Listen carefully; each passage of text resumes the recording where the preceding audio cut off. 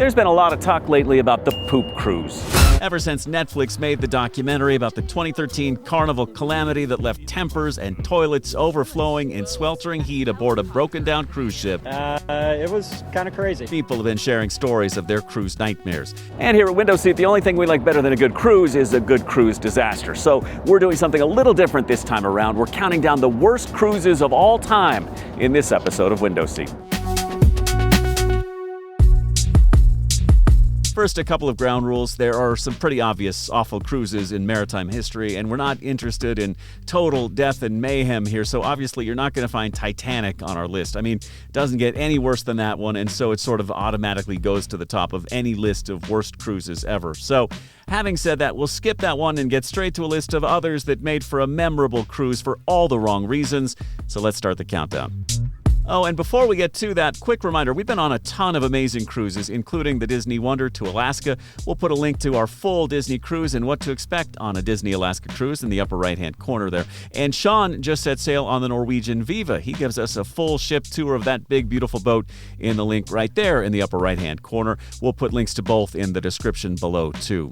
And let's get straight to it and get it out of the way. We'll start the countdown of the 10 worst cruises of all time with that now infamous poop cruise. Many of us remember CNN's breathless, over-the-top reporting from the Carnival Triumph. More than 4,000 passengers and crew stuck aboard the ship in February 2013 when a fire knocked out the ship's power. She drifted in the ocean for 4 days before being towed into Mobile, Alabama. And for the duration of those 4 days, there was no air conditioning, barely any lights, water, food, or working toilets. And that last one is what earned this cruise its infamous nickname. Raw sewage began to back up into the passenger deck areas, creating a major health hazard. It was a mess. It hasn't been a picnic, but we're hanging in there. People have been talking about the nightmare at sea for well over a decade now, but if you want to set sail on the poop cruise, you still can. Carnival put the Triumph in dry dock in 2019, gave her a $200 million overhaul, and changed her name. The Triumph is now the Carnival Sunrise, but to us, she'll always be the poop cruise. Whenever there was a problem with the toilet, the plumbing obviously was probably the biggest issue, and the smell. They were right on top of it. Number 9, the next on our list of worst cruises of all time, just goes to show you why they tell you not to smoke in undesignated areas of the ship. A cigarette is to blame for a massive fire that broke out aboard the Star Princess back in March 2006, leaving 85 exterior cabins blackened from the fire. It all started innocently enough. The ship set sail with 2,690 passengers and 1,100 crew members from Grand Cayman en route to Jamaica when the blaze started.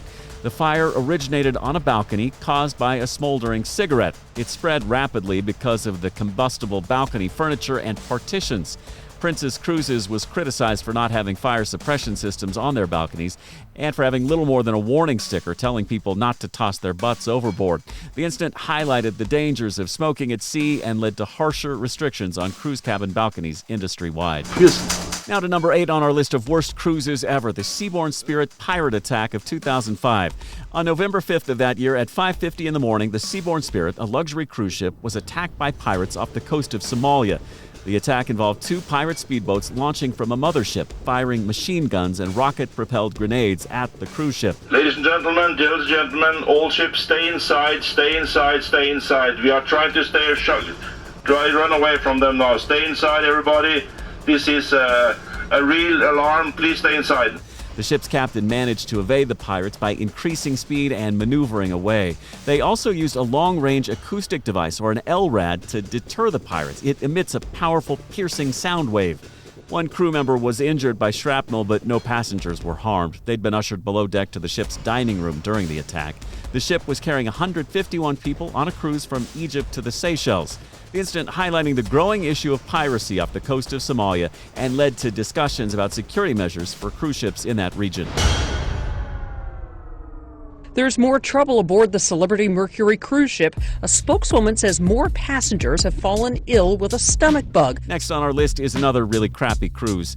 When the Celebrity Mercury went viral, literally for all the wrong reasons, in 2010. That February, the cruise returned to Charleston, South Carolina, after the 12-day cruise resulted in a nasty outbreak of Norovirus that sickened hundreds of passengers.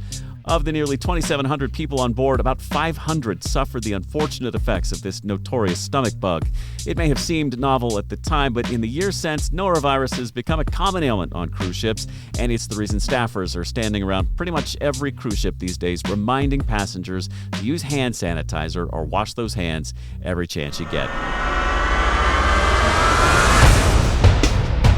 Now to the Viking Sky near disaster of 2019. It was March of that year when the cruise ship was sailing in strong winds and rough seas and slammed with nearly 50-foot waves. In the middle of it all, the ship lost power and steering and started drifting dangerously toward the rocky coastline. There were more than 1,300 passengers on board, and a major rescue operation was launched off the coast of Norway, with hundreds of passengers evacuated by helicopter. Thankfully, the crisis was averted because without those rescues, this could have been one of the worst maritime disasters in recent years. The investigation revealed the failure was caused by several factors, including low oil pressure in the generators and inadequate monitoring systems. Speaking of storms, the Royal Caribbean ship Anthem of the Seas was trapped in a megastorm in 2016. It was supposed to be a 7-day cruise from New Jersey to the Bahamas and back, but it came to an early end after a wild 3-day ride in rough seas. 125-mile-an-hour winds battered the Royal Caribbean ship with 6,000 people on board. For about 12 hours, passengers had to hunker down in their cabins as the captain battled rough seas off the coast of Cape Hatteras, North Carolina. For 4 hours, the ship was tilted at a 45-degree angle, according to one passenger. 4 minor injuries reported, and the cruise line said, well, if we'd known we'd face those kind of winds, we wouldn't have sailed into that. You think? Super traffic, Queen of the North. All right, we're getting closer to wrapping things up here. Next on our list of worst cruises ever, the Queen of the North, a Canadian cruise ship that sailed the Inside Passage off the coast of British Columbia. In March 2006, with 101 people on board, she failed to change course as planned, ran aground, and sank in 1,400 feet of water. Queen of the North, traffic, go ahead. Traffic, we have run aground south of Safety Point, several miles south of Safety Point. Stand by for position. Roger, standing by. 2 passengers were killed. Their bodies never recovered. The good news, it took about an hour for the ship to sink, so most passengers and crew had plenty of time to get in lifeboats and evacuate. And thankfully, lots of small boats were nearby to help. Those 2 passengers who died failed to reach the lifeboats in time. Final findings of investigators, the calamity was human-caused. 4 navigational crew members did not follow protocols.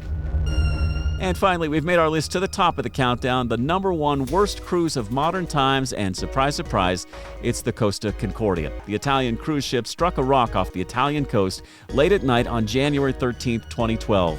The collision tore open a gash on the port side of the ship's hull, flooding the engine room and cutting off power. As she filled with water, the ship listed and rolled onto her starboard side, lying on a rocky underwater ledge. The call to abandon ship didn't come for a full hour after the initial impact, and it took 6 hours to evacuate the more than 4,000 passengers and crew on board.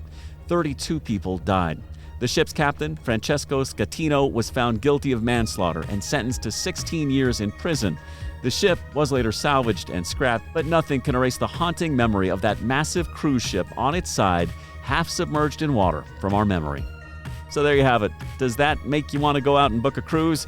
Hey, listen, bad things barely ever happen. It's still an exceptionally safe way to travel, and we've done it a bunch of times, as you've seen right here at Window Seat. We'll put links to some of our favorite cruises in the description below. Meantime, we'd love it if you left a comment below telling us all about your worst cruise experience of all time. Come on, spill it. Let's hear how it went for you. We'd also really appreciate it if you liked and shared the video, and more than anything, we'd love it if you hit subscribe so we can continue to keep the conversation going as we try to get to every country on the planet. We are doing it by land and by air, and yes, by sea, despite what we've shown you in this video.